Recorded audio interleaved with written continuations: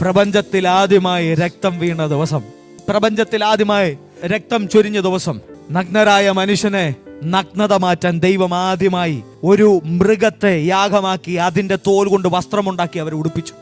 കർത്താവ് യേശു ക്രൂശിൽ കിടന്നപ്പോഴും അവന്റെ അവസ്ഥ ഇതായിരുന്നു. നഗ്നരാകപ്പെട്ട മാനവരാശിയെ രക്ഷിക്കാൻ ആ അപമാനം അവൻ ക്രൂശിലേറ്റെന്ന്. മാനവരാശിക്ക് നഷ്ടപ്പെട്ട ദൈവിക മഹത്വം തിരിച്ചു വരാൻ ആ അപമാനം അവൻ ക്രൂശിൽ എടുത്തതാ. അവൻ ഒരു നാണോ ഇല്ലായിരുന്നു അച്ഛാ. എന്റെ അപ്പച്ചന് ഒരു നാണോ ഇല്ലായിരുന്നു. അതുകൊണ്ട് തന്നെ ഇന്ന് ഈ സ്നേഹം പറയാൻ ഞങ്ങൾക്ക് ഒരു നാണോ ഇല്ല.